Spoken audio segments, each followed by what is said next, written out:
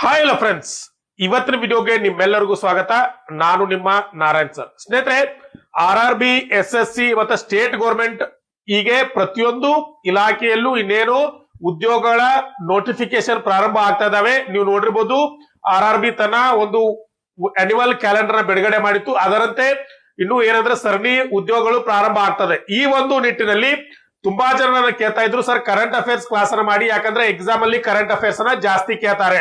ನೀವು ಏನ್ ನಿಮ್ ಜನರಲ್ ಸ್ಟಡೀಸ್ ಇರುತ್ತಲ್ಲ, ಅದರಲ್ಲಿ ಕರೆಂಟ್ ಅಫೇರ್ಸ್ ನ ಮಾರ್ಕ್ಸ್ ಗಳು ಜಾಸ್ತಿ ಹೈಯೆಸ್ಟ್ ಬೀಳೋದ್ರಿಂದ ಇನ್ನು ಮುಂದೆ ಇವತ್ತಿನಿಂದ ಇನ್ನು ಯಾವ್ದಾದ್ರು ಒಂದು ಪ್ರಮುಖವಾದಂತ ಘಟನೆ ಆಯ್ತಂತಂದ್ರ ಆ ಒಂದು ಘಟನೆಗೆ ಸಂಬಂಧಪಟ್ಟಂತ ಒಂದು ಕರೆಂಟ್ ಅಫೇರ್ಸ್ ಕ್ಲಾಸ್ ಅನ್ನ ಮಾಡ್ತೀನಿ ಸ್ನೇಹಿತರೆ. ಈ ಒಂದು ಕ್ಲಾಸ್ ಅಲ್ಲಿ ಏನಿರ್ತೈತೆ ಅಂತಂದ್ರೆ ಆ ಒಂದು ಘಟನೆಯ ಹಿನ್ನೆಲೆ ಏನು, ಅದಕ್ಕೆ ಮತ್ತೆ ಎಕ್ಸಾಮ್ಗೆ ಏನೆಲ್ಲ ಪ್ರಶ್ನೆಗಳು ಬೀಳ್ಬೋದು, ಆ ಒಂದು ಘಟನೆಯ ಆಧಾರದ ಮೇಲೆ ಯಾವ ರೀತಿಯ ಪ್ರಶ್ನೆಗಳನ್ನ ಎಕ್ಸಾಮ್ ಅಲ್ಲಿ ಕೇಳ್ತಾರ ಅಂತ ಹೇಳಿ ನಾವು ಒಂದು ಡಿಸ್ಕಷನ್ ಮಾಡೋಣ. ಅದರಂತೆ ಈಗ ಏನಾಗಿದೆ ಅಂತಂದ್ರೆ ನಿಮ್ಗೆ ಎಲ್ಲರೂ ಗೊತ್ತಿರಬಹುದು, ಭಾರತದ ಹೆಮ್ಮೆಯ ಪ್ರಧಾನಮಂತ್ರಿ ಆಗಿರುವಂತಹ ನರೇಂದ್ರ ಮೋದಿ ಅವರು 3 ದಿನಗಳ ಒಂದು ಅಂತಾರಾಷ್ಟ್ರೀಯ ಪ್ರವಾಸವನ್ನ ಕೈಗೊಂಡಿದ್ದಾರೆ.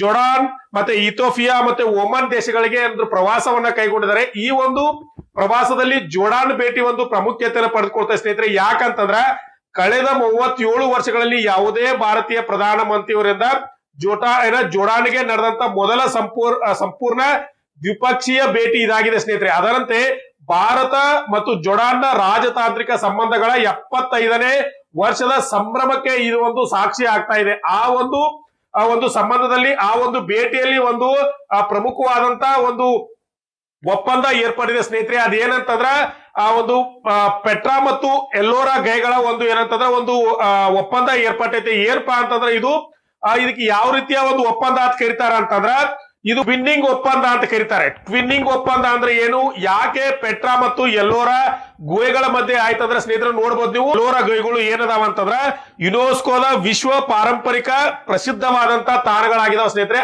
ಆ ಒಂದು ನಿಟ್ಟಿನಲ್ಲಿ ಈ ಎರಡು ಒಂದು ಏನು ಸ್ಥಳಗಳಿದಾವಲ್ಲ, ಪೆಟ್ರಾ ಮತ್ತು ಎಲ್ಲೋರಾ, ಈ ಎರಡು ಸ್ಥಳಗಳ ಮಧ್ಯೆ ಒಂದು ಒಪ್ಪಂದವನ್ನ ಏನಂತಂದ್ರೆ ಭಾರತ ಮಾಡ್ಕೊಂಡಿದೆ. ಭಾರತ ಮತ್ತು ಜೋರ್ಡಾನ್ ಎರಡು ಮಾಡ್ಕೊಂಡಿದೆ. ನೋಡೋಣ ಸ್ನೇಹಿತರೆ ಈ ಒಂದು ವಿಡಿಯೋದಲ್ಲಿ ಏನ್ ಇದಕ್ಕೆ ಸಂಬಂಧಪಟ್ಟಿದೆ, ಈ ಒಂದು ಘಟನೆ ನಮ್ಮ ಕರೆಂಟ್ ಅಫೇರ್ಸ್ ಗೆ ಏನು ಪ್ರಾಮುಖ್ಯತೆಯನ್ನು ಪಡ್ಕೋತೈತಿ, ಅದರ ಜೊತೆಗೆ ಏನೆಲ್ಲಾ ಪ್ರಶ್ನೆಗಳು ಈ ಒಂದು ಘಟನೆ ಮೇಲೆ, ಈ ಒಪ್ಪಂದದ ಮೇಲೆ ಮುಂದೆ ಬರುವಂತ ನೀವು ಸ್ಟೇಟ್ ಗೌರ್ಮೆಂಟ್ ಅಲ್ಲಿ ಆಗಿರ್ಬೋದು, SSC ಅಲ್ಲಿ ಆಗಿರ್ಬೋದು, ಮತ್ತೆ RRB ನಡೆಯುವಂತ ಯಾವುದೇ ಎಕ್ಸಾಮ್ ಅಲ್ಲಿ ಆದ್ರೂ ಇದೊಂದು ಪ್ರಮುಖವಾದ ಘಟನೆ ಆಕತಿ. ಈ ಒಂದು ಘಟನೆಗೆ ಸಂಬಂಧ ಚರ್ಚೆ ಇವತ್ತಿನ ವಿಡಿಯೋದಲ್ಲಿ ಮಾಡೋಣ. ಅದಕ್ಕಿಂತ ಮುಂಚೆ ಯಾರು ನನ್ನ ವಿಡಿಯೋನ ಫಸ್ಟ್ ಟೈಮ್ ನೋಡ್ತಾ ಇದ್ರು ಅವರು ಖಂಡಿತವಾಗಿಯೂ ಚಾನೆಲ್ ನ ಸಬ್ಸ್ಕ್ರೈಬ್ ಮಾಡ್ಕೊಳ್ಳಿ ಸ್ನೇಹಿತರೆ. ಯಾಕಂದ್ರೆ ಇನ್ನು ಮುಂದೆ ಕರೆಂಟ್ ಅಫೇರ್ಸ್ ಗೆ ಸಂಬಂಧಪಟ್ಟಂತ ಕ್ಲಾಸ್ ಗಳನ್ನ ನಾನು ತಗೋತೀನಿ. ಕರೆಂಟ್ ಅಫೇರ್ಸ್ ಅಲ್ಲಿ ನೀವೇನಾದ್ರೂ ವೀಕ್ ಇದ್ರಿ ಅಂತಂದ್ರೆ ಅಥವಾ ಕರೆಂಟ್ ಅಫೇರ್ಸ್ ಅನ್ನ ಕ್ಯಾಚ್ ಮಾಡ್ಲಿಕ್ಕೆ ನಿಮಗೆ ಕಷ್ಟ ಆಗ್ತಂದ್ರೆ ಖಂಡಿತವಾಗಿಯೂ ನಮ್ಮ ಚಾನೆಲ್ ನಿಮಗೆ ಹೆಲ್ಪ್ ಮಾಡುತ್ತೆ.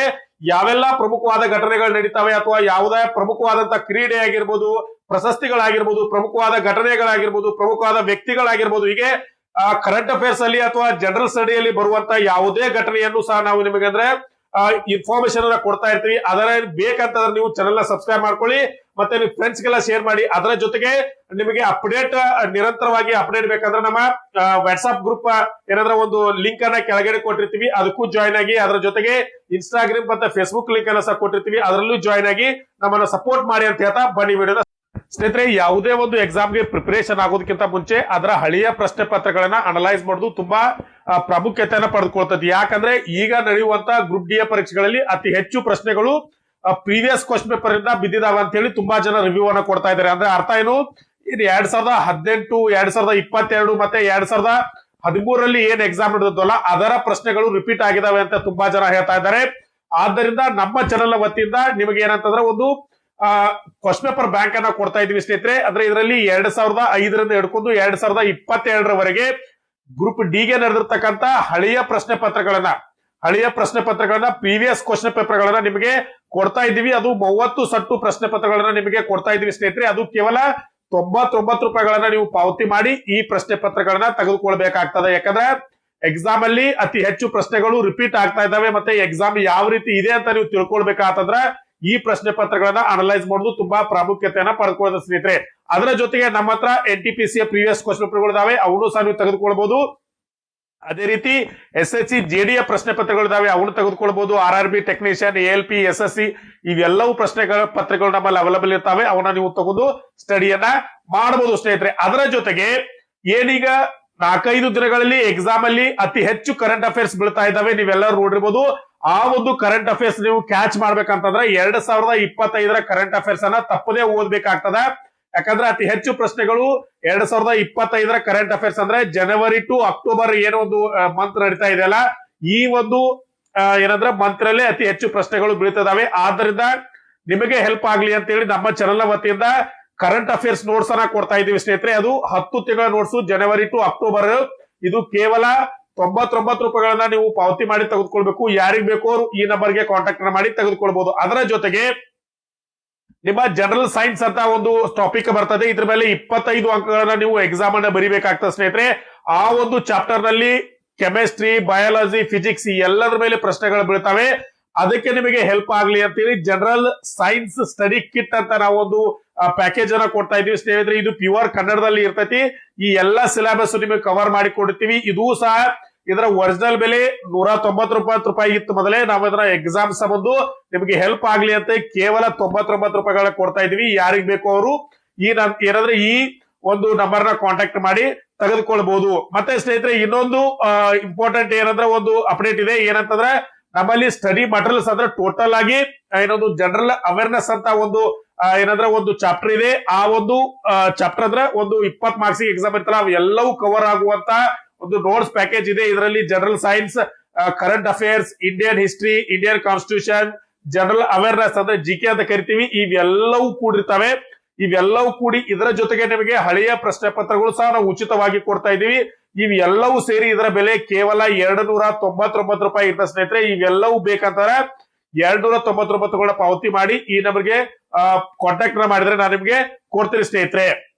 ನಾನು ಅವಾಗಲೇ ಹೇಳಿದೆ, 2 ವಿಶ್ವ ಪಾರಂಪರಿಕ ಪ್ರಸಿದ್ಧವಾದ ಸ್ಥಾನಗಳು ಯಾವ ಅಂತಂದ್ರ ಪೆಟ್ರಾ, ಜೋರ್ಡಾನ್ ನಲ್ಲಿರುವಂತ ಪೆಟ್ರಾ, ಮತ್ತೆ ಭಾರತದ ಮಹಾರಾಷ್ಟ್ರದಲ್ಲಿರುವಂತ ಎಲ್ಲೋರಾ ಗುಹೆಗಳ ಮಧ್ಯೆ ಏನಂತಂದ್ರೆ ಒಂದು ಟ್ವಿನ್ನಿಂಗ್ ಅಥವಾ ಜೋಡಣೆಯ ಒಪ್ಪಂದ ಅಂತ ನಾವು ಕರಿತೀವಿ. ಜೋಡಣಿ ಒಪ್ಪಂದ ಅಥವಾ ಟ್ವಿನ್ನಿಂಗ್ ಒಪ್ಪಂದವನ್ನ ಮಾಡಿಕೊಂಡಿದೆ ಭಾರತ ಮತ್ತು ಜೋರ್ಡಾನ್. ಇದರ ಪ್ರಾಮುಖ್ಯತೆ ಏನಪ್ಪಾ ಅಂತಂದ್ರ ಈಗಾಗಲೇ ಹೇಳಿದೆ, ಭಾರತ 37 ವರ್ಷಗಳಲ್ಲಿ ಮೊದಲ ಪ್ರಧಾನಮಂತ್ರಿ ಏನಂತಂದ್ರೆ ದ್ವಿಪಕ್ಷೀಯ ಒಂದು ಸಂಬಂಧಕ್ಕಾಗಿ ಜೋರ್ಡಾನ್ಗೆ ಭೇಟಿ ನೀಡಿದ್ದಾರೆ. ಇದೊಂದು 75 ವರ್ಷದ ಸಂಭ್ರಮವನ್ನ ತಂದಿದೆ ಸ್ನೇಹಿತರೆ. ಯಾಕಂತಂದ್ರ ಈ ಒಂದು ಘಟನೆ ಪ್ರಾಮುಖ್ಯತೆ ಪಡ್ಕೊತೈತಿ. ಆದ್ದರಿಂದ ಈ ಒಂದು ಘಟನೆ ಭಾರತ ಜೋರ್ಡಾನ್ ರಾಜತಾಂತ್ರಿಕ ಸಂಬಂಧಗಳ 75ನೇ ವರ್ಷದ ಸಂಭ್ರಮಕ್ಕೆ ಕಾರಣವಾಗಿದೆ ಸ್ನೇಹಿತರೆ. ಆ ಒಂದು ಕಾರಣದಲ್ಲಿ ನಾನು ಅವಾಗಲೇ ಹೇಳಿದೆ, ಈ ಒಂದು ಒಪ್ಪಂದ ಏರ್ಪಟ್ಟೈತಿ. ಯಾವ 2 ಘಟನೆಗಳು, ಎಲ್ಲೋರಾ ಮತ್ತೆ ಪೆಟ್ರಾ ಮತ್ತೆ ಎಲ್ಲೋರಾ, ಈ 2 ಪಾರಂಪರಿಕ ಸ್ಥಾನಗಳ ಮಧ್ಯೆ ಏನಂತಂದ್ರೆ ಈ ಒಂದು ಒಪ್ಪಂದ ಒಳಪಟ್ಟತಿ. ಈ 2 ಸ್ಥಳಗಳ ಬಗ್ಗೆ ನಾವು ಡಿಟೇಲ್ ಆಗಿ ತಿಳ್ಕೊಂಡಪ್ಪ. ಏನಂದ್ರೆ ಎಲ್ಲೋರಾ ಎಲ್ಲಿ ಬರ್ತೈತೆ ಅಂದ್ರೆ ಇದು ಮಹಾರಾಷ್ಟ್ರದ ಗುಹೆಗಳಾಗಿದ್ದಾವೆ. ಈ ಗುಹೆಗಳು ಏನಿದ್ರ ಬಗ್ಗೆ ಇಲ್ಲಂದ್ರೆ ಇವು ಯಾವ ಒಂದು ಬೆಟ್ಟಗಳ ಸರಣಿಯಲ್ಲಿ ಬರ್ತಾವಂತಂದ್ರೆ ಚರಣಾಂದ್ರಿ ಬೆಟ್ಟಗಳು ಅಂತ ಕರೀತಾರೆ. ಇವು ಯಲಗಂಗಾ ನದಿಯ ಸಮೀಪದಲ್ಲಿ ಕಂಡು ಬರ್ತಾವ. ನೋಡಬಹುದು ಯಾವಾಗ ಇವು ರಚಿಸಲ್ಪಟ್ಟವು, ಕ್ರಿಸ್ತ ಶಕ 600ರಿಂದ 1000 ಮಧ್ಯೆ ಏನಂದ್ರೆ ಇವು ಏನಂದ್ರ ಒಂದು ಉತ್ಪತ್ತಿ ಆಯ್ತಿರ್ತರದು. ಮುಖ್ಯವಾಗಿ ಯಾರ ಕಟ್ಟಿರುನ ರಾಷ್ಟ್ರಕೂಟರು ಮತ್ತು ಯಾದವ್ ವಂಶದವರು ಕಾಲದಲ್ಲಿ ಇವು ನಿರ್ಮಾಣ ಆಗಿದೆ ಸ್ನೇಹಿತರೆ. ಇದು ಒಂದು ಬಸಾಲ್ಟ್ ಶಿಲೆಯಲ್ಲಿ ಕೆತ್ತಲಾದಂತ ಶಿಲಾತರದ ಗುಹೆಗಳಾಗಿದ್ದಾವೆ. ಇವುಗಳನ್ನ ನೀವು ನೋಡಿರ್ಬೋದು. ಯಾರೆಲ್ಲ ಇವುಗಳನ್ನ ಹೋಗಿ ನೀವು ಕೈಲಾಸನಾಥ ದೇವಾಲಯವನ್ನ ನೋಡಿದ್ರು, ಎಲ್ಲೋದಲ್ಲಿರುವಂತ ಕೈಲಾಸನಾಥ ದೇವಾಲಯ ಮೇಲಿನಿಂದ ಅದನ್ನ ಕೆತ್ತಲ್ಪಟ್ಟಿದ್ದಾರೆ. ರಾಷ್ಟ್ರಕೂಟರ ಏನಂದ್ರೆ ಒಂದು ಕಾಲದಲ್ಲಿ ರಚನೆ ಆದಂತ ಈ ಒಂದು ದೇವಾಲಯ ಏನಂತಂದ್ರೆ ಮೇಲಿನಿಂದ ಒಂದು ಬಂಡೆಯನ್ನ ಮೇಲಿನಿಂದ ಕೆತ್ಕೊಂಡು ಬರುವಂತ ಒಂದು ವಾಸ್ತುಶಿಲ್ಪ ಶೈಲಿಯಿಂದ ಇದನ್ನ ಕಟ್ಟಿಸಿದ್ದಾರೆ. ಇದಕ್ಕೆ ಏನಂತಾರೆ ಅಂತಂದ್ರೆ ಬಸಾಲ್ಟ್ ಶಿಲೆಯಲ್ಲಿ ಕೆತ್ತಲಾದ ಶಿಲಾಕತ್ತರದ ಗುಹೆಗಳು ಅಂತ ಕರೀತಾರೆ. ಇಲ್ಲಿ ಯಾವೆಲ್ಲ ಧರ್ಮಕ್ಕೆ ಸಂಬಂಧಪಟ್ಟಂತ ಸ್ಮಾರಕಗಳು ಕಂಡು ಬಂದಿದ್ದಾವೆ ಇವು ಎಕ್ಸಾಂಪಲ್ ಕೇಳ್ತಾರೆ. ಇದನ್ನ ನೆನಪಿಟ್ಕೊಡ್ರಿ. ಹಿಂದೂ, ಬೌದ್ಧ, ಜೈನ ಈ 3 ಧರ್ಮಕ್ಕೆ ಸಂಬಂಧಪಟ್ಟಂತ ಏನಂತಾರ ಒಂದು ಸ್ಮಾರಕಗಳು ಅದರಲ್ಲಿ ಕಂಡು ಬಂದಿದ್ದಾವೆ. ಅದ್ರ ಜೊತೆಗೆ ಭಿತ್ತಿ ಚಿತ್ರಗಳು ಸಹ ಅಲ್ಲಿ ಏನಾಗಿದಾವ ಅಂದ್ರೆ ಕಂಡು ಬಂದಿದಾವ. ಮೇನ್ ಆಗಿ ಯಾವ್ದಂತಂದ್ರ ಒಂದು ಎಲ್ಲೋರಾದ ದೇವಾಲಯ ಯಾರ ದೇವಾಲಯ ಆಗೈತೆ ಅಂದ್ರೆ ಕೈಲಾಸನಾಥ ದೇವಾಲಯ ಅಂದ್ರೆ ಶಿವನ ದೇವಾಲಯ ಆಗಿದೆ. ಮೂಲವಾಗಿ ಅದೊಂದು ಶಿವನ ದೇವಾಲಯ ಆಗಿದೆ ಸ್ನೇಹಿತರೆ. ನಾನು ಅವಾಗಲೇ ಹೇಳಿದೆ ಟ್ವಿನ್ನಿಂಗ್ ಒಪ್ಪಂದ ಏರ್ಪಡುತ್ತೆ ಅಂತ. ಏನಪ್ಪಾ ಈ ಟ್ವಿನ್ನಿಂಗ್ ಒಪ್ಪಂದ, ಇದರ ಮುಖ್ಯಾಂಶಗಳು ಏನೇನಂತಂದ್ರೆ ನೋಡ್ಬೋದು. ಇಲ್ಲಿ 2 ತಾಣಗಳ ನಡುವೆ ಸಾಂಸ್ಕೃತಿಕ ಪಾರಂಪರಿಕ ಸಹಕಾರವನ್ನ ನೀಡುದು. 2 ದೇಶಗಳು ಏನಂತಂದ್ರೆ ಸಾಂಸ್ಕೃತಿಕ ಮತ್ತು ಪಾರಂಪರಿಕ ವ್ಯವಹಾರವನ್ನ ಸಹಕಾರವನ್ನ ನೀಡುದು. ಅವುಗಳನ್ನ ಸಂರಕ್ಷಣೆ ಯಾವ ರೀತಿ ಮತ್ತು ಪುನರುತ್ಥಾನವನ್ನ ಯಾವ ರೀತಿ ಮಾಡ್ಬೇಕು ಮತ್ತು ಎರಡೂ ದೇಶಗಳಲ್ಲಿ ಇರುವಂತ ಅನುಭವವನ್ನ ಒಬ್ರಿಗೊಬ್ರು ಹಂಚಿಕೊಳ್ಳುವುದು. ಇನ್ನೇನಂತಂದ್ರೆ ಶಿಲಾಕತ್ತರದ ವಾಸ್ತುಶಿಲ್ಪ ಸಂಶೋಧನೆ ಮತ್ತು ಜ್ಞಾನದ ವಿನಿಮಯ ಮಾಡ್ಕೊಳ್ಳುದು. ಎರಡೂ ದೇಶಗಳಲ್ಲಿ ಇರುವಂತ ಏನಂದ್ರೆ ಸಂಶೋಧನೆ ಮತ್ತೆ ಆ ಒಂದು ಶಿಲ್ಪಶಾಸ್ತ್ರದ ಬಗ್ಗೆ ಇರುವಂತ ಏನಂದ್ರೆ ಜ್ಞಾನವನ್ನ ವಿನಿಮಯ ಮಾಡ್ಕೊಳ್ಳುದು ಮತ್ತು ಮೇನ್ ಆಗಿ ಪ್ರವಾಸೋದ್ಯಮಕ್ಕೆ ಪ್ರೋತ್ಸಾಹವನ್ನು ನೀಡುದು, ಅಧಿಕಾರಿಗಳಿಗೆ ತರಬೇತಿಯನ್ನು ನೀಡುದು. ಈ ಒಂದು ಒಪ್ಪಂದದ ಪ್ರಮುಖ ಅಂಶಗಳು ಏನಂತಂದ್ರ ಪ್ರವಾಸೋದ್ಯಮವನ್ನು ಉತ್ತಮ ಮಾಡ್ಕೊಳ್ಳುದು, ಅಧಿಕಾರಿಗಳಿಗೆ ಏನಂತಂದ್ರ ತರಬೇತಿಯನ್ನು ನೀಡುದು, ಯುನೆಸ್ಕೋದ ಮಾರ್ಗಸೂಚಿಗಳಂತೆ ಏನಂದ್ರ ತಾಣಗಳ ಪಾರಂಪರಿಕ ತಾಣಗಳ ನಿರ್ವಹಣೆಯನ್ನ ಮಾಡೋದು ಈ ಒಂದು ಒಪ್ಪಂದದ ಪ್ರಮುಖವಾದಂತ ಒಂದು ಏನಂತಂದ್ರ ಅಂಶಗಳು ಆಗಿದಾವ ಸ್ನೇಹಿತರೆ. ಪೆಟ್ರಾ ಗೂಗಲ್ ಬಗ್ಗೆ ಹೇಳ್ಬೇಕಾತಂದ್ರ ಇದನ್ನ ರೋಜ್ ಸಿಟಿ ಅಂತ ಕರೀತಾರೆ. ಯಾಕಂತಂದ್ರ ಇಲ್ಲಿ ಏನಂತಂದ್ರ ಜೋಡಾನ್ ಒಂದು ಏನಂದ್ರ ಒಂದು ದೇಶದಲ್ಲಿ ಇದು ಕಂಡು ಬರ್ತದೆ ಪೆಟ್ರಾ. ಈ ಪೆಟ್ರಾ ನೋಡಿರ್ಬೋದು, ಕನ್ನಡದ ಎಷ್ಟೋ ಸಿನಿಮಾಗಳು ಇದರಲ್ಲಿ ಏನಾದ್ರು ಚಿತ್ರೀಕರಣ ಮಾಡಿದ್ದಾರೆ. ಇದು ರೋಜ್ ಸಿಟಿ ಯಾಕಂತ ಕರೀತಾರೆ ಅಂತಂದ್ರೆ ಇದಿನ ಶಿಲೆಗಳು ಯಾವ ರೀತಿ ಅದಾವ ಅಂದ್ರೆ ಗುಲಾಬಿ ಬಣ್ಣದ ಶಿಲೆಗಳ ಇಂದ ಇದನ್ನ ಏನಂತಂದ್ರೆ ರೋಜ್ ಸಿಟಿ ಅಂತ ಕರೀತಾರೆ. ಇದರಲ್ಲಿ ಯಾರ ರಾಜಧಾನಿ ಆಗಿತ್ತು? ಕ್ರಿಸ್ತ ಪೂರ್ವದಲ್ಲಿ ನಬಾಟಿಯನ್ ಸಾಮ್ರಾಜ್ಯದ ರಾಜಧಾನಿ ಆಗಿತ್ತು.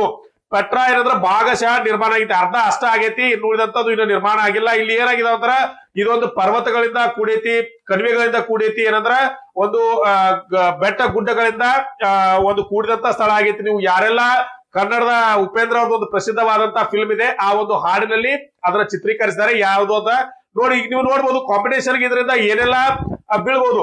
ಈಗ ನೀವು ಅವಾಗ್ಲೇ ಹೇಳಿದ್ರಿ ಏನಂತಂದ್ರ ವಿಶ್ವ ಪಾರಂಪರಿಕ ತಾಣಗಳಲ್ಲಿ ಇವುಗಳನ್ನ ಸೇರಿಸಿದಾರೆ ಅಂತ ಹೇಳಿ ಹೇಳ್ರಿ ನೋಡೋಣ. ಯಾವುದು ಫಸ್ಟ್ ನಮ್ಮ ಅಜಂತಾ ಗುಹೆಗಳನ್ನ ಯಾವಾಗ ವಿಶ್ವ ಪಾರಂಪರಿಕ ಪಟ್ಟಿಗೆ ಸೇರಿಸಿದ್ರು? ಯಾರು ಹೇಳ್ತಾರೆ ನೋಡ್ರಿ? ಫಸ್ಟ್ ಹೇಳ್ರಿ ನೋಡಿ, ಯಾರು ಹೇಳ್ತಾರೆ? ಯಾವಾಗ ಅಂತಂದ್ರ 1983ರಲ್ಲಿ ಏನಂತಂದ್ರ ಇದನ್ನ ನಮ್ಮ ಅಜಂತಾ ಅದಲ್ಲ, ಅಜಂತಾ, ಎಲ್ಲೋರಾ ಮತ್ತೆ ಆಗ್ರಾದ ಏನಂದ್ರ ಒಂದು ಕೋಟೆ ಮತ್ತೆ ತಾಜ್ ಮಹಲ್ ಈ ನಾಲ್ಕನ್ನು ಸಹ ಒಂದೇ ಸಲ ಏನಂತಂದ್ರೆ ಏನ್ ಮಾಡ್ರಿ ಅಂತಂದ್ರ ವಿಶ್ವ ಪಾರಂಪರಿಕ ಸ್ಥಾನಕ್ಕೆ ಸೇರಿಸಿದ್ರು. ಇನ್ನೊಂದ್ಸಲ ನೆನಪಿಟ್ಕೊಡ್ರಿ ಯಾವ್ಯಾವ ಅಂತಂದ್ರ ಯಾವ್ದು ಅಜಂತಾ ಮಹಾರಾಷ್ಟ್ರದಲ್ಲಿ ಬರ್ತೈತಿ, ಎಲ್ಲೋರಾ ಮಹಾರಾಷ್ಟ್ರದಲ್ಲಿ ಬರ್ತೈತಿ, ಆಗ್ರಾ ಫೋರ್ಟ್ ಉತ್ತರ ಪ್ರದೇಶದಲ್ಲಿ ಬರ್ತೈತಿ, ತಾಜ್ ಮಹಲ್ ಇದು ಸಹ ಉತ್ತರ ಪ್ರದೇಶದಲ್ಲಿ ಬರ್ತೈತಿ. ಈ ನಾಲ್ಕುಗಳನ್ನ 1983ರಲ್ಲಿ ಯುನೆಸ್ಕೋದ ಏನಂತಂದ್ರ ವಿಶ್ವ ಪಾರಂಪರಿಕ ಪಟ್ಟಿಗೆ ಇವುಗಳನ್ನ ಸೇರಿಸಿದ್ರು ಅಂತಕ್ಕಂಥದ್ದು. ಇನ್ನು ಅದರಂತೆ ಯಾವ ಒಂದು ವಿಶ್ವದಲ್ಲಿ ಪೆಟ್ರಾವನ್ನ ಸೇರಿಸಿದ್ರು ಅಂತ ನಾವು ಪ್ರಶ್ನೆಯನ್ನ ಕೇಳಬಹುದು. ಯಾವ ವರ್ಷದಲ್ಲಿ ಅಂತ ನೀವು ಕೇಳಿದ್ರಿ ಅಂತಂದ್ರೆ 1985ರಲ್ಲಿ ಯುನೆಸ್ಕೋದ ಏನಂತಂದ್ರೆ ವಿಶ್ವ ಪಾರಂಪರಿಕ ಸ್ಥಾನಗಳ ಪಟ್ಟಿಯಲ್ಲಿ ಈ ಒಂದು ಪೆಟ್ರಾವನ್ನ ಏನಂತಂದ್ರೆ ಸೇರಿಸಿದ್ರು. ಹಾಗಾದ್ರೆ ಈಗಿನ ರಾಜಧಾನಿ ಯಾವುದು ಅಂತ ನೀವು ಕೇಳಿದ್ರೆ ಯಾರು ಹೇಳ್ತೀರಿ? ಅಮ್ಮನ್ ಅಂತಕ್ಕಂಥದ್ದು ಅದರ ಪ್ರಸಿದ್ಧವಾದಂತ ರಾಜಧಾನಿ. ಈಗಿರುವಂತ ಪ್ರಧಾನಮಂತ್ರಿ ಯಾರು ಹೇಳ್ತೀರಿ? ಈಗ ಪ್ರಧಾನಮಂತ್ರಿ ಜಾಫರ್ ಹಸನ್ ಅಂತಕ್ಕಂಥವ್ರು ಈಗ ಅದರ ಪ್ರಧಾನಮಂತ್ರಿ ಆಗಿದ್ದಾರೆ. ಮತ್ತೆ ಅಲ್ಲಿರುವಂತ ರಾಜ ಯಾರು ಅಂತಂದ್ರ ನೀವು ನೋಡ್ಬೋದು ಎರಡನೇ ಕಿಂಗ್ ಅಬ್ದುಲ್ ಅನ್ನೋರು ಈಗ ಏನಂತಂದ್ರ ಅಲ್ಲಿ ರಾಜರಾಗಿ ಆಳ್ವಿಕೆಯನ್ನ ಮಾಡ್ತಾ ಇದ್ದಾರೆ ಸ್ನೇಹಿತರೆ. ಈ ಒಂದು ಪ್ರಮುಖವಾದಂತ ಮಾಹಿತಿಯನ್ನ ನೀವೆಲ್ಲರೂ ತಿಳ್ಕೊಂಡ್ರಿ. ಇನ್ನಿದ್ರ ಮೇಲೆ ಯಾವೆಲ್ಲ ಪ್ರಶ್ನೆಗಳು ಬೀಳ್ಬಹುದು ಅಂತ ಹೇಳಿ ನಾವು ನೋಡೋಣ. ನಿಮ್ಗೊಂದು MCQ ರೀತಿಯಲ್ಲಿ ಪ್ರಶ್ನೆಗಳನ್ನ ನಿಮ್ಗೆ ಕೊಟ್ಟು ಅದ್ರ ಬಗ್ಗೆ ಒಂದು ಮಾಹಿತಿಯನ್ನ ಕೊಡ್ತೀನಿ, ನೋಡ್ತಾ ಹೋಗೋಣ ಬರೀಲಿ. ಇಲ್ಲಿ ನೋಡ್ಬೋದು ಸ್ನೇಹಿತರೆ, ನೀವು ಎಕ್ಸ್ಪೆಕ್ಟೆಡ್ ಕ್ವಶನ್ಸ್ ಈ ಒಂದು ಒಪ್ಪಂದದ ಮೇಲೆ ಅಥವಾ ಪೆಟ್ರಾ ಎಲ್ಲೋರಾ ಗುಹೆಗಳ ಮಧ್ಯೆ ಅಥವಾ ಭಾರತ ಜೋಡಾನ್ ಮಧ್ಯೆ ಏನೆಲ್ಲ ಒಂದು ಒಪ್ಪಂದಗಳಾಗಿದಾವಲ್ಲ ಇದರ ಮೇಲೆ ಏನೆಲ್ಲ ಪ್ರಶ್ನೆಗಳು ಬೀಳಬಹುದು ಅಂತ ಹೇಳಿ ನಾನು ಎಕ್ಸ್ಪೆಕ್ಟೆಡ್ ಕ್ವಶನ್ಸ್ ಅಂತ ಮಾಡಿ ನಿಮಗೆ ತೋರಿಸ್ತಾ ಇದ್ದೀನಿ. ನೀವು ನೋಟ್ ಮಾಡ್ಕೊಂಡ್ರಿ ಅಂತಂದ್ರೆ ಮುಂದೆ ಬರುವಂತ ಎಕ್ಸಾಮ್ ಅಲ್ಲಿ ನಿಮಗೆ ಹೆಲ್ಪ್ ಆಗ್ಬಹುದು. ಮೊದಲನೇ ಪ್ರಶ್ನೆ ಏನಪ್ಪಾ ಅಂತಂದ್ರ ಪೆಟ್ರಾ ಮತ್ತು ಎಲ್ಲೋರಾ ಗುಹೆಗಳ ನಡುವೆ ನಡೆದಂತ ಒಪ್ಪಂದವನ್ನ ಏನೆಂದು ಕರೆಯುತ್ತಾರೆ ಅಂತ ಕೇಳ್ತಾರೆ. ಇಲ್ಲಿ ನೋಡ್ಬೋದು ನೀವು ಟ್ವಿನ್ನಿಂಗ್ ಒಪ್ಪಂದ ಅಥವಾ ಜೋಡಣಿ ಒಪ್ಪಂದ ಅಂತ ನಾವು ಕರಿಬಹುದು. ಆಪ್ಷನ್ ಸಿ ಅಂತ ಕೊಡ್ತಾರೆ. ಇನ್ನು ಮುಂದಿನ ಪ್ರಶ್ನೆ ಇನ್ನೊಂದು ನೋಡೋದು ನೀವು, ಪೆಟ್ರಾ ಯುನೆಸ್ಕೋ ವಿಶ್ವ ಪಾರಂಪರಿಕ ತಾಣ ಯಾವ ದೇಶದಲ್ಲಿದೆ? ಇದು ನೆನಪಿಟ್ಕೊಡ್ರಿ. ಇದು ಜೋಡಾನ್ ಅಂತಕ್ಕಂಥ ದೇಶದಲ್ಲಿ ಪೆಟ್ರಾ ಬರ್ತೈತಿ. ಇದು ವಿಶ್ವ ಪಾರಂಪರಿಕ ಸ್ಥಾನ ಆಗೈತಿ. 1985ರಲ್ಲಿ ಇದನ್ನ ವಿಶ್ವ ಪಾರಂಪರಿಕ ಸ್ಥಾನಕ್ಕೆ ಸೇರಿಸಲ್ಪಟ್ಟಿದ್ದಾರೆ. ಇದರ ಏನಂತಂದ್ರ ಈಗ ಪ್ರೆಸೆಂಟ್ ನ ಪ್ರಧಾನಮಂತ್ರಿ ಯಾರಂತಂದ್ರ ಜಾಫರ್ ಹಸನ್ ಅಂತಕ್ಕಂಥದ್ದು. ಇದರ ರಾಜಧಾನಿ ಯಾವ್ದಂದ್ರ ಅಮ್ಮನ್ ಅಂತಕ್ಕಂಥದ್ದು ಇದರ ಪ್ರಸಿದ್ಧವಾದ ರಾಜಧಾನಿ ಆಗಿದೆ ಸ್ನೇಹಿತರೆ. ಇದೆಲ್ಲ ನೆನಪಿಟ್ಕೊಳ್ಬೇಕು ನೀವು. ಈ ಒಂದು ಘಟನೆ ಮೇಲೆ ಏನೆಲ್ಲ ಬೇಕಾದ್ರೂ ಪ್ರಶ್ನೆಗಳು ಕೇಳಬಹುದು. ಇನ್ನು ಎಲ್ಲೋರಾ ಗುಹೆಗಳು ಭಾರತದ ಯಾವ ರಾಜ್ಯದಲ್ಲಿದೆ? ನೀವು ನೋಡ್ಬೋದು, ಎಲ್ಲರೂ ಗೊತ್ತಿರೋ ಹೋಗಿ ಮಹಾರಾಷ್ಟ್ರದಲ್ಲಿ ಎಲ್ಲೋರಾ ಗುಹೆಗಳು ಅಷ್ಟದಾವ? ಇಲ್ಲ, ಅಜಂತಾ ಗುಹೆಗಳು ಇದಾವು. ಇವುಗಳನ್ನ ಯಾವಾಗ ವಿಶ್ವ ಪಾರಂಪರಿಕ ಸ್ಥಾನಕ್ಕೆ ಸೇರ್ಪಡಿಸಿದ್ರು? 1983ರಲ್ಲಿ ಸೇರ್ಪಡಿಸಿದ್ರು. ಇವುಗಳ ಜೊತೆಗೆ ಯಾವೆಲ್ಲ ಸ್ಥಳಗಳನ್ನ ಸೇರಿಸಿದ್ರು? ಎಲ್ಲೋರಾ ಗುಹೆಗಳು, ಅಜಂತಾ ಗುಹೆಗಳು, ಮತ್ತೆ ಅದರ ಜೊತೆಗೆ ಆಗ್ರಾದ ಕೋಟೆ ಮತ್ತು ತಾಜ್ ಮಹಲ್. ಭಾರತದ ಪ್ರಸಿದ್ಧವಾದಂತ ತಾಜ್ ಮಹಲ್ ಸಹ 1983ರಲ್ಲಿ ಈ ಎಲ್ಲೋರಾ ಗುಹೆಗಳ ಜೊತೆಗೆ ಏನಂತಂದ್ರೆ ವಿಶ್ವ ಪಾರಂಪರಿಕ ಪಟ್ಟಿಗೆ ಸೇರಲ್ಪಟ್ಟಿತು. ಇನ್ ನೆಕ್ಸ್ಟ್ ಏನಪ್ಪಾ ಅಂದ್ರ ಎಲ್ಲೋರಾ ಗುಹೆಗಳು ಯಾವ ಬೆಟ್ಟಗಳ ಶ್ರೇಣಿಯಲ್ಲಿ ಸ್ಥಿತವಾಗಿದೆ ನೋಡ್ಬೋದು ನೀವು ಇಲ್ಲಿ. ಆಪ್ಷನ್ ಸಿ ಯಾವ್ದಂದ್ರೆ ಚರಣಾಂದ್ರಿ ಅಂತಕ್ಕಂಥ ಬೆಟ್ಟಗಳ ಶ್ರೇಣಿಯಲ್ಲಿ ಇವು ಸೇರಲ್ಪಡ್ತವೆ. ಇನ್ ನೆಕ್ಸ್ಟ್ ಎಲ್ಲೋರಾ ಗುಹೆಗಳ ನಿರ್ಮಾಣ ಯಾವ ಕಾಲಘಟ್ಟಕ್ಕೆ ಸೇರಿದೆ ಅಂತ ಕೇಳ್ತಾರೆ. ಆಪ್ಷನ್ ಸಿ ಕ್ರಿಸ್ತಶಕ 600ರಿಂದ 1000 ಇದರ ಕಾಲಘಟ್ಟ ಅಂತ ನಾವು ನಿರ್ಧರಿಸಬಹುದು. ಇನ್ ನೆಕ್ಸ್ಟ್ ಏನಪ್ಪಾ ಅಂದ್ರೆ ಎಲ್ಲೋರಾ ಗುಹೆಗಳು ಯಾವ ಬಗೆಯ ಶಿಲೆಯಲ್ಲಿ ಕೆತ್ತಲ್ಪಟ್ಟಿದೆ ಇಲ್ಲಿ ನೋಡ್ಬೋದು ನೀವು. ಆಪ್ಷನ್ ಸಿ ಬಸಾಲ್ಟ್ ಅಂತಕ್ಕಂಥ ಒಂದು ಶಿಲೆಯಲ್ಲಿ ಈ ಒಂದು ಏನಂದ್ರೆ ಒಂದು ಗುಹೆಗಳನ್ನ ಕಟ್ಟಲ್ಪಟ್ಟಿದ್ದಾರೆ. ನೆನಪಿಟ್ಕೊಂಡ್ರೆ ತುಂಬಾ ಇಂಪಾರ್ಟೆಂಟ್ ಆದಂತ ಪ್ರಶ್ನೆಗಳು. ಇನ್ ನೆಕ್ಸ್ಟ್ ಏನಪ್ಪಾ ಅಂದ್ರೆ ಎಲ್ಲೋರಾ ಗುಹೆಗಳು ಯಾವ ವಾಸ್ತುಶಿಲ್ಪ ಶೈಲಿಗೆ ಪ್ರಸಿದ್ಧವಾಗಿವೆ ಏನಂದ್ರೆ ಶಿಲಾಕತ್ತರ ವಾಸ್ತುಶಿಲ್ಪ ಶೈಲಿ. ಶಿಲಾಕತ್ತರ ಅಂತಂದ್ರೆ ಶಿಲೆಯನ್ನ ಮೇಲಿನಿಂದ ಕತ್ತರಿಸಿ ಕೆಳಗೆ ದೇವಾಲಯವನ್ನ ನಿರ್ಮಿಸುವುದಕ್ಕೆ ಶಿಲಾಕತ್ತರ ವಾಸ್ತುಶಿಲ್ಪ ಶೈಲಿ ಅಂತ ಕರೀತಾರೆ. ಈ ಒಂದು ವಾಸ್ತುಶಿಲ್ಪ ಶೈಲಿಯಲ್ಲಿ ಈ ಒಂದು ಗುಹೆಗಳು ನಿರ್ಮಿಸಲ್ಪಟ್ಟಿದ್ದಾರೆ. ಎಲ್ಲೋರದಲ್ಲಿರುವಂತಹ ಪ್ರಸಿದ್ಧವಾದಂತಹ ದೇವಾಲಯ ಯಾವುದು? ಕೈಲಾಸನಾಥ ದೇವಾಲಯ. ಕೈಲಾಸನಾಥ ದೇವಾಲಯದಲ್ಲಿರುವಂತಹ ಈ ಒಂದು ಎಲ್ಲೋರಾದಲ್ಲಿ ಯಾವೆಲ್ಲ ಧರ್ಮಕ್ಕೆ ಸಂಬಂಧಪಟ್ಟಂತಹ ಚಿಹ್ನೆಗಳಿದಾವೆ ಅಥವಾ ಒಂದು ಚಿಹ್ನೆಗಳು ಕಂಡು ಬಂದಿದಾವೆ ಅಂದ್ರೆ ಬೌದ್ಧ ನಾನು ಅವಾಗಲೇ ಹೇಳಿದೆ, ಬೌದ್ಧಕ್ಕೆ ಸಂಬಂಧಪಟ್ಟಂತ, ಜೈನಿಗೆ ಸಂಬಂಧಪಟ್ಟಂತೆ ಮತ್ತೆ ಹಿಂದೂಗಳಿಗೆ ಸಂಬಂಧಪಟ್ಟಂತ ಚಿಹ್ನೆಗಳು ಕಂಡು ಬಂದಿದಾವೆ. ಇಲ್ಲಿ ಹೇಳ್ಬೋದು ಎಲ್ಲೋರಾಗಳಲ್ಲಿ ಯಾವ ಧರ್ಮ ಸ್ಮಾರಕಗಳು ಕಂಡು ಬಂದಿದಾವೆ ಅಂತ ನಾವು ಇದೇಗೆ ಹೇಳಿದ ಜಸ್ಟ್ ಅದೇ ಹೇಳಿದ್ರು. ಆಪ್ಷನ್ ಸಿ ಹಿಂದೂ, ಜೈನ್, ಬೌದ್ಧ ಇವು 3 ಕಂಡು ಬಂದಿದಾವೆ. ಪೆಟ್ರಾವನ್ನ ರೋಜ್ ಸಿಟಿ ಅಂತ ಯಾಕೆ ಕರೀತಾರೆ ಇಲ್ಲಿ ನೋಡ್ಬೋದು. ಪೆಟ್ರಾವನ್ನ ರೋಜ್ ಸಿಟಿ ಅಂತ ಯಾಕೆ ಕರೀತಾರೆ? ಆಪ್ಷನ್ ಬಿ ಗುಲಾಬಿ ಬಣ್ಣದ ಶಿಲೆಗಳು, ಅಲ್ಲಿರುವಂತಹ ಕಲ್ಲುಗಳು ಗುಲಾಬಿ ಬಣ್ಣದ ಏನಂತಾರೆ ಶಿಲೆಗಳಾಗಿದ್ದಾವೆ. ಆ ಒಂದು ಕಾರಣದಿಂದ ಅದನ್ನ ರೋಜ್ ಸಿಟಿ ಅಂತ ಕರೀತಾರೆ. ಅಥವಾ ರೋಜ್ ಸಿಟಿ ಅಂತ ಏನನ್ನ ಕರೀತಾರೆ ಅಂತ ಕೇಳ್ಬೋದು, ಪೆಟ್ರಾ ಅಂತ ನೀವು ಹೇಳ್ಬೋದು. ಪೆಟ್ರಾ ಯಾವ ಪ್ರಾಚೀನ ರಾಜ್ಯದ ರಾಜಧಾನಿಯಾಗಿತ್ತು? ನಬಾಟಿಯನ್ ಅಂತ ಇವಾಗಲೇ ಹೇಳಿದೆ ನೋಡಿ. ನಬಾಟಿಯನ್ ಅಂತಕ್ಕಂಥ ಆಪ್ಷನ್ ಸಿ ಉತ್ತರ. ಪೆಟ್ರಾ ಯಾವ ಕಾಲದ ನಬಾಟಿಯನ್ ಸಾಮ್ರಾಜ್ಯದ ರಾಜಧಾನಿಯಾಗಿತ್ತು? ಆಪ್ಷನ್ ಸಿ ಕ್ರಿಸ್ತಪೂರ್ವ 4ನೇ ಶತಮಾನದವರೆಗೆ ಏನಂತಂದ್ರೆ ರಾಜಧಾನಿ ಆಗಿತ್ತು ಅಂತ ಹೇಳ್ಬೋದು. ಇನ್ನ ಜೋಡಣಿ ಟ್ವಿನ್ನಿಂಗ್ ಒಪ್ಪಂದ ಅದರ ಮುಖ್ಯ ಉದ್ದೇಶ ಏನಂತ ನೋಡ್ಬೋದು ಇಲ್ಲಿ. ಆಪ್ಷನ್ ಸಿ ಪಾರಂಪರಿಕ ತಾಣಗಳ ಸಂರಕ್ಷಣೆ ಅಂದ್ರೆ ವಿಶ್ವ ಪಾರಂಪರಿಕ ಸ್ಥಾನಗಳು ಯಾವುದಲ್ಲ ಅವನ್ನ ರಕ್ಷಣೆ ಮಾಡುವುದು ಈ ಒಂದು ಒಪ್ಪಂದದ ಮೂಲ ಉದ್ದೇಶ ಆಗಿದೆ ಸ್ನೇಹಿತರೆ. ಇನ್ನ ಈ ಒಪ್ಪಂದದ ಮೂಲಕ ಯಾವ ಕ್ಷೇತ್ರಗಳಲ್ಲಿ ಸಹಕಾರ ಇದೆ? ಸಾಂಸ್ಕೃತಿಕ ಮತ್ತು ಪರಂಪರೆಯ ಒಂದು ಕ್ಷೇತ್ರಗಳಲ್ಲಿ ಇದರ ಒಂದು ಸಹಕಾರವನ್ನ ಕೊಡ್ತೈತಿ. ನೆಕ್ಸ್ಟ್ ಏನಪ್ಪಾ, ಪೆಟ್ರಾ ಯಾವ ಬಗೆಯ ಶಿಲೆಯಲ್ಲಿ ನಿರ್ಮಿತವಾಗಿದೆ? ಗುಲಾಬಿ ಮರಳುಗಲ್ಲು. ಇದೇ ಹೇಳಿದೆ ಆದ್ರೆ ಕೇಳಿದಾರೆ ಒಳ್ಳೆ ಗುಲಾಬಿ ಮರಳುಗಲ್ಲಿನಿಂದ ಈಗ ಆಗಿದೆ. ಇನ್ನು ಪೆಟ್ರಾ ಯಾವ ಭೌಗೋಳಿಕ ಲಕ್ಷಣಗಳಿಂದ ಆವರಿಸಲ್ಪಟ್ಟಿದೆ? ಪರ್ವತಗಳು, ಕಣಿವೆಗಳು ಮತ್ತು ಕಡಿದಾದ ದಾರಿಗಳಿಂದ ಮಾಡಲ್ಪಟ್ಟಿದೆ. ಇನ್ನು ಎಲ್ಲೋರಾ ಗುಹೆಗಳು ಯಾವ ನದಿಯ ಸಮೀಪದಲ್ಲಿದೆ? ಇಲ್ಲಿ ನೋಡ್ಬೋದು ನೀವು. ಸಿ ಯಲಗಂಗಾ ಅಂತಕ್ಕಂಥ ನದಿಯ ಸಮೀಪ ಇರ್ತತಿ. ಎಲ್ಲೋರಾ ಗುಹೆಗಳ ನಿರ್ಮಾಣಕ್ಕೆ ಕಾರಣವಾದ ಪ್ರಮುಖ ಅಂಶಗಳು ಯಾವುವು? ಇಲ್ಲಿ ನೋಡ್ಬೋದು ನೀವು. ರಾಷ್ಟ್ರಕೂಟರು ಮತ್ತು ಯಾದವ್ ವಂಶದವರು ಇವನ್ನ ರಚನೆ ಮಾಡಿದ್ರು ಅಂತ ಹೇಳಲ್ಪಡ್ತಾರ. ಇನ್ನು ಈ ಒಪ್ಪಂದವು ಯಾವ ಅಂತಾರಾಷ್ಟ್ರೀಯ ಸಂಸ್ಥೆಯ ಮಾರ್ಗಸೂಚಿಗಳನ್ನ ಅನುಸರಿಸ್ತೈತಿ ನೋಡ್ರಿ. ಇದಕ್ಕೆ ಈ ಪ್ರಶ್ನೆ ಪ್ರಮುಖವಾಗೈತಿ. ಈ ಒಪ್ಪಂದವು ಯಾವ ಅಂತಾರಾಷ್ಟ್ರೀಯ ಸಂಸ್ಥೆಯ ಮಾರ್ಗಸೂಚಿಗಳನ್ನ ಅನುಸರಿಸ್ತದೆ ಅಂತ ಹೇಳ್ತಾರೆ. ಇಲ್ಲಿ ನೋಡ್ಬೋದು ನೀವು. ಆಪ್ಷನ್ ಸಿ ಯುನೆಸ್ಕೋ ಅಂತಕ್ಕಂಥದ್ದು. ಈ ಒಪ್ಪಂದ ನಡೆದ ಸಂದರ್ಭ ಯಾವ ವಿಶೇಷ ಸಂದರ್ಭಕ್ಕೆ ಸೇರಿದೆ?